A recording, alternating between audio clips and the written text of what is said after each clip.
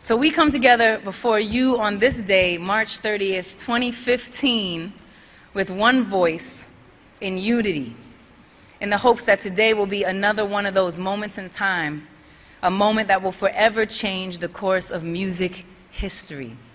For today, we announce the launch of Tidal, the first ever artist-owned global music and entertainment platform. Yes! The real change today is the fact that the music consumption will be driven by the demand and not only by the structure of the distribution. We invented 5% of what could be invented into music services. So the market driver in the coming 2 years at least will come from product innovation, will not from marketing tricks, will not come from commercial power, it will come from product innovation. So we have 60 curators on the ground who are listening 200 CDs per week to choose the best.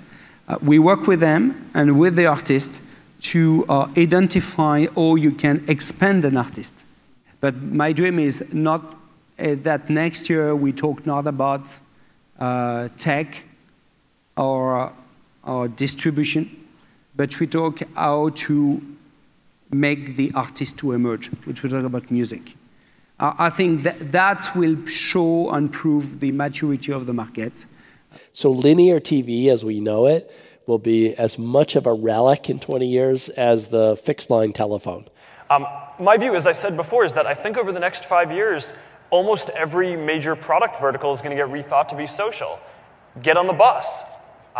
The two that I'd focus on right now that I just really try to hammer home every day are move fast and be bold, right, and take risks. But the bottom line that we found was that you make something social, and that kind of rethinks the whole space. Right? A social version of anything can almost always be much more engaging and outperform a non-social version. I don't know, I think if anything, the Facebook story is a great example of how if you're building a product that people love, you can make a lot of mistakes. Clearly, we're in the cable business, and that's the vast majority of what we do. And content's increasingly important to us. Content's incredibly important to our consumers. So I think we're all in the content business, whether we like to be or not. And well, TV is one that we continue to have great interest in. So I choose my words carefully there. But, you know, TV is one of those things that, if we're really honest, it's stuck back in the 70s. Think about this for a second, right? Data is the new oil. That's your money. All the data that people are sharing, producing, generating, is worth more money than oil was for a long time. We were, of course, in an oil-driven economy. Now we're in a data-driven economy.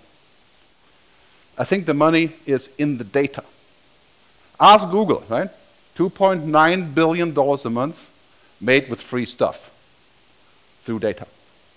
Minutes, if not sooner, in the aftermath of the earthquake and tsunami, the entire world knew about it and was communicating back to people in Japan. Not only were people in Japan communicating to each other, but the communication was global within seconds and minutes of the disaster. That's incredibly powerful and makes Twitter a super important communication lifeline after emergencies like this. So one of the things we're doing is working directly with the government of Japan to create this, we call it this Lifeline project, to enable Twitter to be a communications lifeline in cases of emergency like this, because it's the fastest and most efficient way to distribute your news of your personal situation as quickly as possible. And we're doing things like making sure there are lists of government agencies that are already on the platform that people can follow in cases of emergency, and making sure that the government agencies know which hashtags they're going to use to communicate things like where power is on and where it's out, when the railways are running and when they aren't, on and on and on, right? So instantaneously, in the event of a disaster, the government of Japan has a mechanism they can bring up on Twitter to communicate with people and allow those people to communicate with each other. The scope and scale of video online is much larger than people appreciate. What is the content of the internet? Turns out it's video. What's the #1 source of video online? Netflix. Interesting. Now, if you'd asked me 10 years ago, is there any scenario where people will use the internet to watch the equivalent of movies? I'd say, you've got to be kidding. It's a terrible use of the internet. And I can give you a long list of reasons why I'm right. But the society has proven that I'm wrong. I would answer very simply that the internet will disappear. The internet will there'll be so many IP addresses because of IPv6, so many devices, sensors, things that you're wearing, things that you're interacting with, that you won't even sense it. It'll be part of your presence all the time. The way to think about search is to think that search is imperfect because it gives you a lot of choices.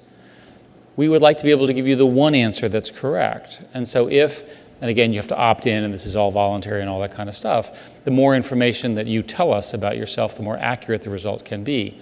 The next generation of search will be much more targeted at you, and in fact, we may be able to get to the point where we suggest what you should be searching for. So let's look at Apple and Google, for example. Think of these as two countries, right? So in the old high-tech way, one would dominate the other one would disappear fairly quickly. But it's much more likely that each country, which has its own religion and its own incompatible view of the other, is going to have to put up with the other. Do you think there'll be a magical journalism device that will make all of us at The Economist redundant, and you will produce the Google version of The Economist What's interesting about technology is that we do a pretty good job of catching up to the basics. And we don't do a very good job of genius, right? So if you take a look at Google News, many of you use Google News, it does a pretty good job of assembling the obvious stuff, but it doesn't have a lot of insight. So the role of journalists, in my view, is going to be the role of insight, and it's going to be a long time. So here's an example. We had a project inside of Google to write things, and I suggested, by the way, that you could have it write a paper, and then you could have it recursively add 7%. And then you could add another 7%. So it would sort of produce infinitely long papers. And what it did is it sort of looked mechanically at all this information and assembled it based on these things. And it did a pretty good job of a bad author. But if you read it and you have a good author, you can see the difference. That's, I think, where we are.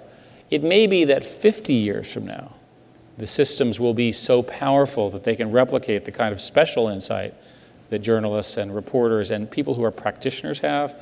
But it'll be a long time. Well, in the last couple of hours, it's gone to the #1 podcast in the UK. Good news for Dana Chivis, who's one of the producers on Serial, who joins us from New York. Dana, why is this such a phenomenon, do you think?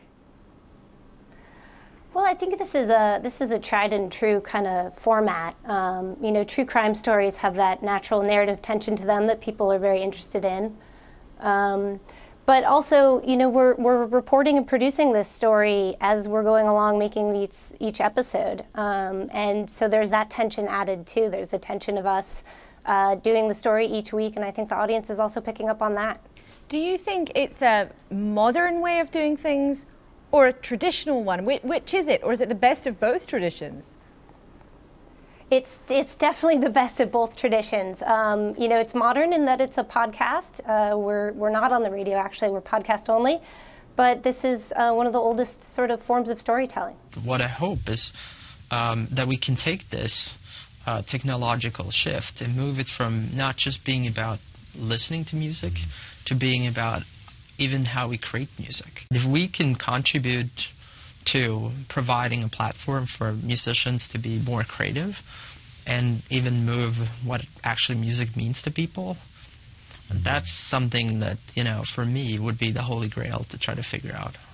So that's one of those problems that I'd like to tackle, and that's the musician in me trying to just see how can we impact culture. Radio is still the pipeline to music for most people. 80% of the hours Americans spend with music spent listening to radio. Only 20% is spent listening to stuff that you own, and including all these new subscription services, on-demand services. It's primarily, you know, a radio industry. So the chance to disrupt that is really exciting. And now what's happened as we've grown so much is Pandora's actually become is now a pretty substantial part of radio. We're about 8% of all the radio listening hours in the US.